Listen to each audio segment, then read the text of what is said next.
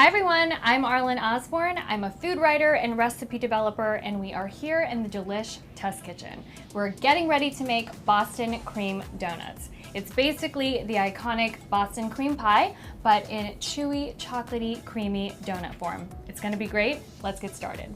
All right, there is a lot to accomplish. We're gonna tackle the dough first. It's a yeasted dough, and we're using dry active yeast, which needs to be dissolved and activated in a warm liquid.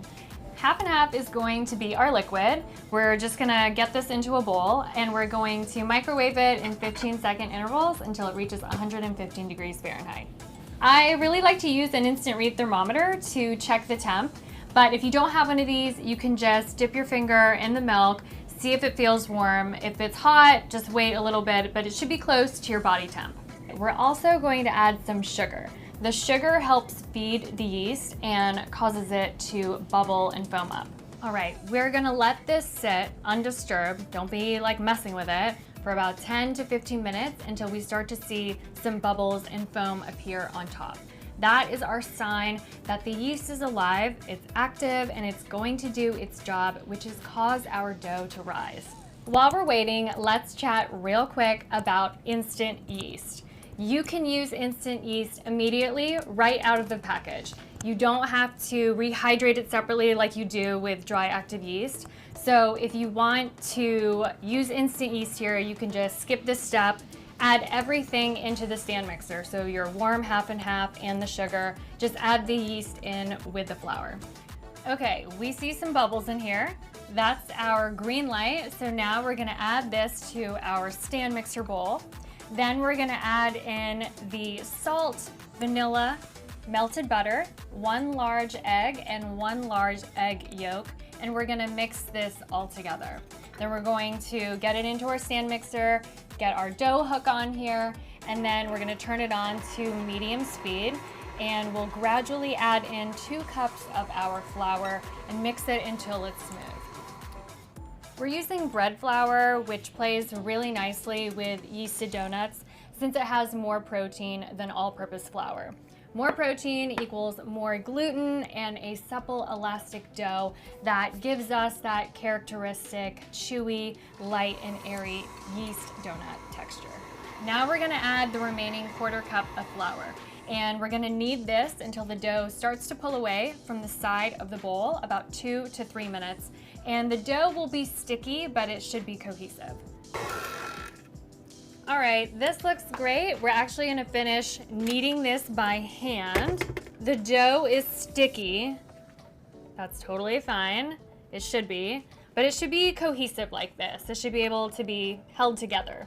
So we're gonna sprinkle a little flour on our work surface. We're gonna add our dough on top, a little more flour on top of that, and then we're gonna knead the dough until it's elastic and no longer sticky, about a minute.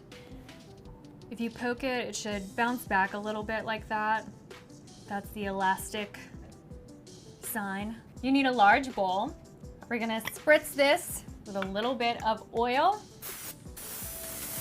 This way the dough doesn't stick.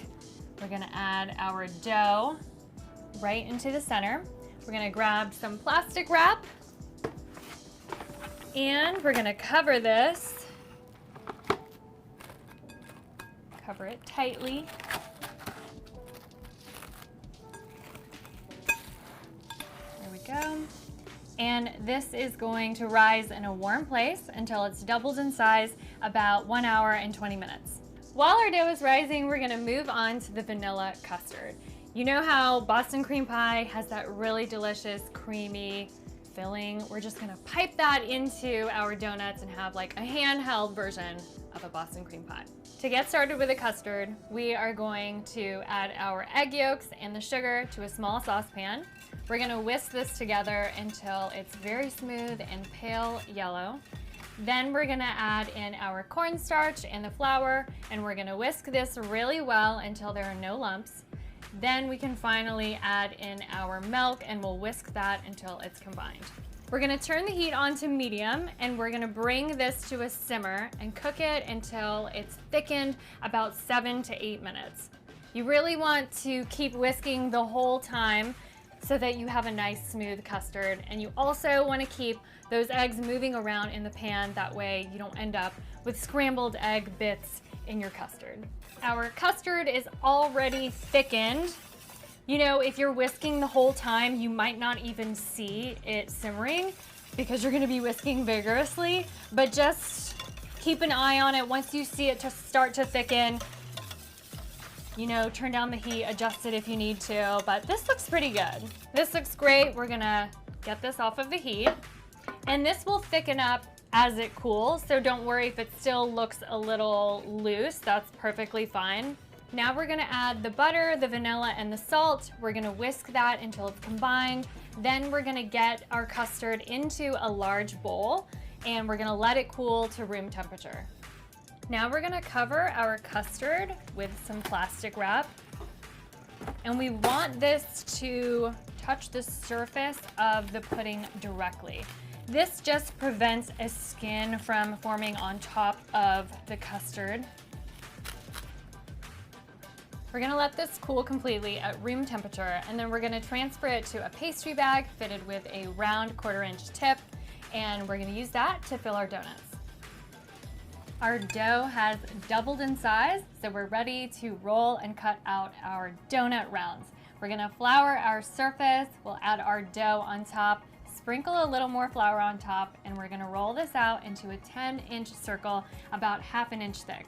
You want this pretty thick since we are going to be filling our donuts, so you want to leave some room for the custard filling. We're going with a 3-inch round cutter for this. Dip that in a little bit of flour to prevent sticking. You should get 10 rounds total, but we'll try to get 8 in this first roll. These are going onto a parchment lined baking sheet, and then we'll gather the remaining dough, roll it out 1/2 inch thickness again, and we'll cut out our final 2 rounds. Then we're gonna cover this loosely with some plastic wrap. Now that this is covered loosely in plastic wrap, this is gonna rise one more time in a warm place for about 30 minutes. Our donut dough has risen. It's been 30 minutes. They're nice and puffed and beautiful. We can take off our plastic. Look how nice. We've got 2 inches of canola oil in a hefty, heavy bottom Dutch oven right here. You can use a cast iron skillet or whatever you have that's nice and sturdy. You really want something nice and strong because that retains the heat a lot better, and it also keeps the oil temp from swaying so dramatically. I've got my thermometer on here so we can keep an eye on the temperature. You want to bring your oil up to every cook's favorite number, 350.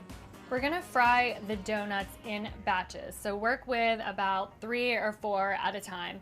You want to make sure that you add them into the hot oil very carefully, away from you. Don't just drop it in there, it's hot oil, so do this with a little caution. So we'll add the donut dough to our hot oil, and we're gonna fry these until they're golden brown, about 2 to 3 minutes on each side. Then we're gonna transfer them from the oil right onto a wire rack set inside a baking sheet, and we're gonna let them cool completely. We're gonna keep doing that until we have fried all of the donuts. Our donuts are totally cool, so now we can make the chocolate glaze. We're gonna add 1 inch of water to a small saucepan over medium heat. We're gonna set a heat-proof bowl on top, and we're gonna add the chocolate chips, 1/2 and 1/2, butter, salt, and vanilla, and the sugar. And we're gonna cook and whisk this until everything is melted and dissolved. If you heat chocolate too quickly or too aggressively, it can seize and tighten up. So using a double boiler method, which is what we're doing here, just heats the chocolate with indirect heat, in this case steam, and it's just a really gentle, reliable way to melt chocolate. Our chocolate is nice and melty, our donuts are fried and cooled, and our custard is chilled and thick. We are so ready to assemble our Boston cream donuts. Our donuts are fried and cooled. We're gonna use a wooden skewer to poke a hole into the side of one of our donuts. We're gonna poke the skewer into the side and really wiggle it around in there. You want a nice hollow for all of the vanilla custard to go. You can really start to feel it. open up a little bit. We're gonna grab our vanilla custard and we're gonna pipe it into the donut. Set it down to see if there's any leakage. If there is, we can just wipe it off with a paper towel, all good. Then we're going to dip the top in the chocolate glaze and we're gonna set it right back down on the wire rack. We're gonna do the same thing with the rest of the donuts until they're all filled and glazed. Then we're gonna let them sit until the chocolate glaze has set. Look how pretty these look. We definitely deserve a treat after all that work. Let's give it a taste. The Yista donut is so tender and fluffy, squishy and pillowy. You've got that silky, creamy custard inside that's really vanilla forward. I just love that flavor. And the melted chocolate on top is so rich and so glossy. It's just perfect. What's not to love about this? We've got this gorgeous fry line that is just so iconic for a Yista donut. Doesn't that just make you so happy? It makes me really happy. It's amazing. This is such a decadent and delicious treat that is well worth the effort. You can find all of my recipes and work on my Instagram at Arlen Osborne. And for more incredible desserts just like this, go to delish.com. Thanks for watching. I'll see you next time.